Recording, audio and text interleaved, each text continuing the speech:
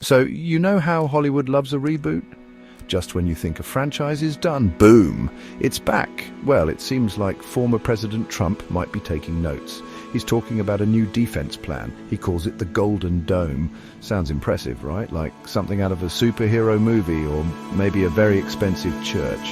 It's supposed to be this amazing shield, a shield to protect America from all sorts of nasty missiles. Think of it as a giant, invisible golden umbrella. An umbrella for the whole country. Now, this idea of a super-duper space shield isn't entirely new. It kind of rings a bell, doesn't it? A very loud 1980s sounding bell. People are already calling it Star Wars 2.0, and honestly, you can see why. Lasers in space, intercepting missiles, protecting the homeland. It's all very grand, very futuristic, and very expensive, probably. The excitement around it is mixed. Some folks are cheering, thinking, yes, America's strong. Others are scratching their heads, wondering if we've seen this movie before. And if the ending was any good last time, the details are a bit fuzzy, as they often are with these grand pronouncements. Is it space lasers? Is it super-fast rockets? Is it a team of eagles trained in missile defense? Nobody's quite sure. But the name, Golden Dome, it definitely paints a picture, a very shiny, very optimistic picture. It suggests invincibility, total protection. But then you remember gold is actually quite a soft metal. You wouldn't really build a shield out of it, would you? Maybe it's just really good marketing. Or perhaps it's a PowerPoint presentation with an amazing font. Meanwhile, across the Pacific, particularly in China, the reaction is a little different. Let's just say they're not rushing to build their own jade pagoda in response. Reports suggest there's a fair bit of skepticism, maybe even a chuckle or two. They're looking at this, looking at their own progress, and perhaps thinking, really, this again? It's like your grandpa telling you he's going to win a TikTok dance challenge. You love him, but you're also a little worried. Is this a serious strategy or just a headline grabber? That's the billion-dollar or maybe trillion-dollar question. All right, let's hop in our DeLorean and go back to the 1980s. Big hair, neon leg warmers, and President Ronald Reagan. He had this big idea called the Strategic Defense Initiative, or SDI. But everyone, and I mean everyone, called it Star Wars because, you know, space lasers. It was supposed to be this incredible shield, a network of satellites and weapons in space. They would zap any Soviet missiles right out of the sky. Pew pew, problem solved. Cold War over, everybody happy. Or so the thinking went. The plan was incredibly ambitious. We're talking about technology that frankly didn't exist yet. Some of it still doesn't exist. Think about trying to hit a bullet with another bullet, but in space, and both are moving at thousands of miles per hour. It was a massive scientific and engineering challenge. The idea was to make nuclear weapons obsolete, to create a world where mutually assured destruction wasn't the only thing keeping the peace. A noble goal for sure, but also a wildly complicated one. It was a true moonshot, or rather, a Mars shot. Now, did Reagan's Star Wars actually work? Well, it was never fully built, not even close. The costs were astronomical and the technology was just too far out there. Some scientists said it was more science fiction than actual science, but here's the interesting part. Some historians argue it played a role in ending the Cold War. The theory is that the Soviet Union saw this grand American plan. They realized they couldn't possibly keep up financially or technologically. Their economy was already creaking under the strain of the arms race. So the mere idea of the Star Wars, this incredibly expensive high-tech dream, might have helped push the Soviets towards reform. Or maybe it was just one of many factors. It's debatable. What's not debatable is that it cost a ton of money. Billions were poured into research, and it set a precedent for these kinds of grand, almost mythical defense projects. It showed that America was willing to think really, really big, even if big sometimes meant a little bit bonkers, and now it seems the concept is back for an encore. So, if Trump's Golden Dome is like Reagan's Star Wars, then China is the new Soviet Union, right? Well, hold your horses. It's not quite that simple. Comparing China today to the Soviet Union of the 1980s is like comparing a brand new smartphone to a brick-sized car phone. Yes, both can make calls, but they are worlds apart in almost every other way. The Soviet economy back then was struggling. It was heavily centralized, inefficient, and groaning under the weight of military spending. They were good at building tanks, not so much at building a vibrant economy. China today? That's a completely different story. For decades, their economy has been booming. They are the world's factory, a global trading powerhouse. Think about all the stuff in your house. A lot of it probably says made in China. They have massive foreign currency reserves. They're investing in infrastructure all over the world. They're not just surviving, they're thriving. So the idea that they would be scared into submission by a new American defense project like the Soviets supposedly were, it seems a bit unlikely. They have the cash to play the game. And it's not just about money, it's also about technology. The Soviet Union had some impressive scientific achievements, especially in space and military tech, but they were also falling behind in many areas, particularly consumer technology and computing. Information flow was tightly controlled. China, on the other hand, is a tech giant. They're leaders in AI, 5G, e-commerce, and increasingly space exploration. They have their own GPS, their own space station. They are not just copying, they are innovating. They are aiming to be a tech superpower by 2049. So when China looks at a Golden Dome proposal, they're not seeing an insurmountable technological challenge from a position of weakness. They're probably seeing a competitor flexing its muscles, sure, but they're also likely confident in their own ability to respond, adapt, or even find ways around it. They have the resources, the brain power, and the long-term strategic vision. This isn't the crumbling Soviet empire of the late 20th century. This is a rising power with a very different set of strengths and ambitions. The game has changed, and so have the players. So before we even get to building a giant golden dome in space, what does America have right now to stop incoming missiles?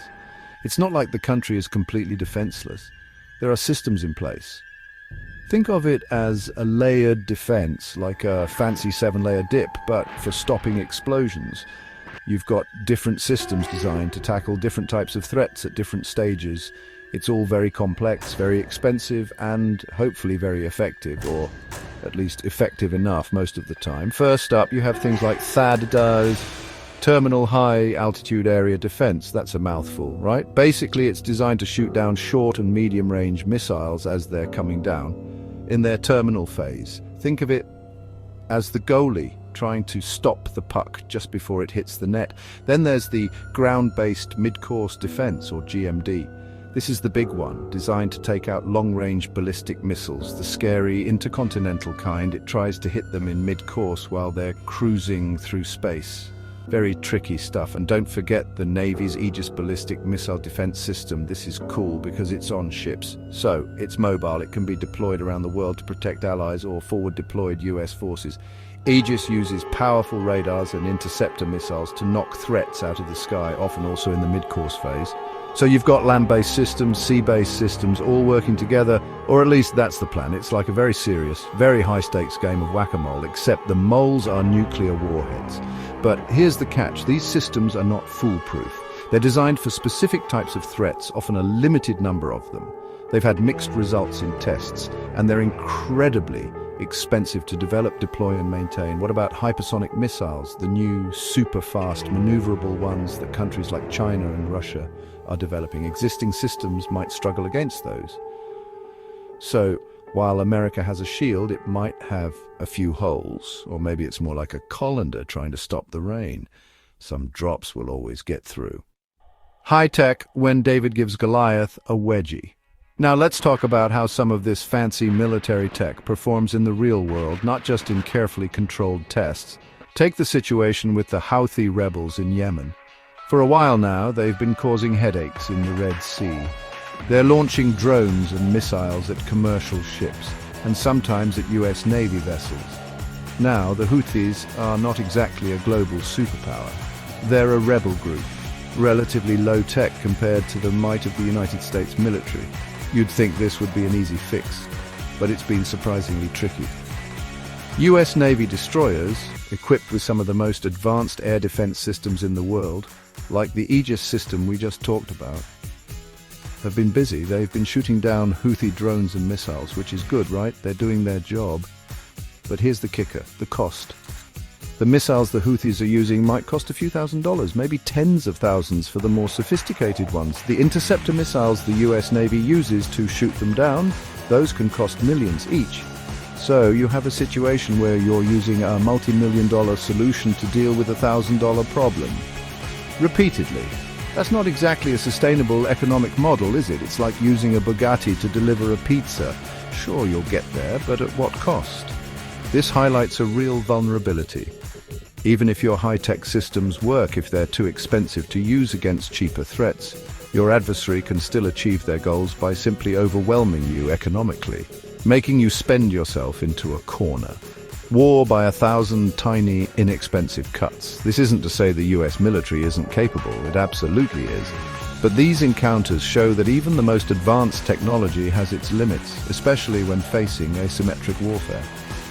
That's when a weaker opponent uses unconventional tactics to exploit the weaknesses of a stronger one. The Houthis have shown that you don't need a massive budget or a space-based golden dome to cause significant disruption and put expensive defense systems to the test. Sometimes a well-aimed, cheap drone can be a surprisingly effective David against a technological Goliath.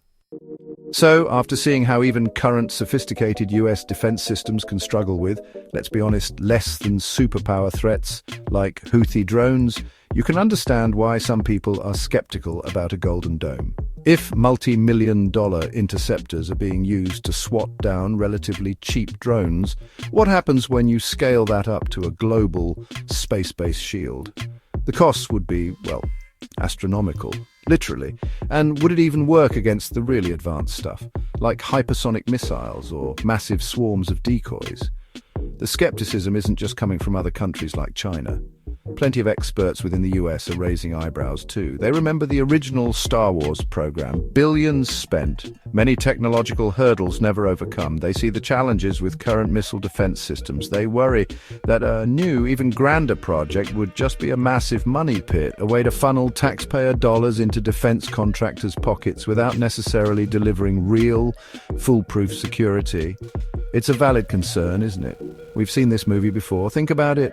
If you're having trouble stopping a scooter in a bike lane, are you really ready to build a system to stop all the Ferraris on the Autobahn? That's kind of the analogy here.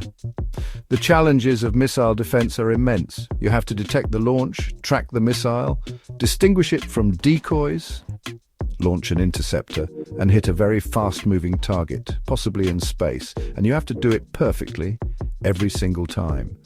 Because if even one nuclear missile gets through, well, that's a really, really bad day, a catastrophic one. So when people in China or even here at home hear about a golden dome, they might not be thinking invincible shield. They might be thinking expensive dream. Or to be a bit more cynical, another PowerPoint presentation designed to look tough. It's easy to announce a grand vision. It's much harder to make it a reality, especially when the laws of physics and economics are involved. Before America reaches for the stars with a new defense plan, maybe it needs to make sure its current Earth-based systems are truly up to snuff against all kinds of threats, not just the ones in the brochures. Now, while we're talking about spending trillions on hypothetical space shields, let's take a little detour. Let's talk about something happening right here on Earth in America. Something that affects millions of people every single day: healthcare. Or for many, the lack of affordable healthcare. It's a situation that can turn an American dream into a waking nightmare pretty quickly. Imagine this. Sarah, a single mom from Ohio, working 2 jobs just to make ends meet. She's a hard worker, plays by the rules, does everything she's supposed to do. One day her son, little Timmy, gets sick.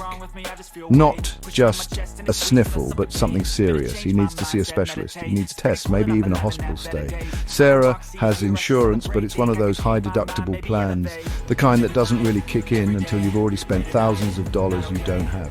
Suddenly, Sarah is facing a mountain of medical bills that could wipe out her savings, force her into debt, maybe even make her lose her home, all because her child got sick in the wealthiest country on earth.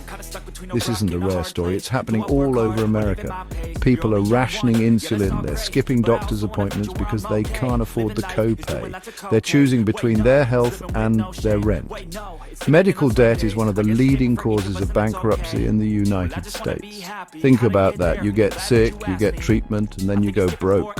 How does that make any sense? We're talking about a country that can dream up golden domes to protect against missiles from space, but can't seem to figure out how to make sure Timmy can see a doctor without bankrupting his mom. It's It's a stark contrast, isn't it? The grand ambitions for national security versus the everyday struggles for personal security, like health and financial stability. When you hear about these massive defense projects costing untold billions or even trillions, it's hard not to think about Sarah and Timmy. It makes you wonder about priorities. What does it mean to be a strong nation? Is it just about having the biggest, baddest weapons? Or is it also about taking care of your own people, ensuring they have a chance at a healthy, decent life? Section 8, Golden Domes or Golden Opportunities. Where should the money go? So here we are. On one hand, we have visions of golden domes and space-age defenses, grand projects designed to project American strength and protect against future threats. It's the kind of stuff that makes for exciting headlines and, let's be honest, some pretty cool concept art.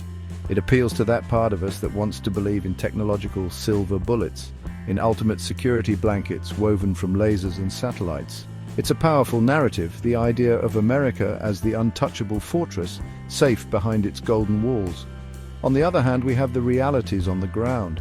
We have the struggles of everyday Americans like Sarah, facing impossible choices between healthcare and financial ruin. We have infrastructure that's crumbling. We have an education system that needs more resources. We have challenges like climate change that require massive investment and global cooperation, not just unilateral defense shields. These are the unglamorous problems, the ones that don't involve cool lasers but affect the daily lives and future prospects of millions of citizens. They are the quiet crises. The question then becomes one of priorities, doesn't it? When resources are finite, and they always are, where do you choose to invest? Do you pour billions, maybe trillions, into a futuristic defense system that might or might not work and which some see as a repeat of past expensive endeavors?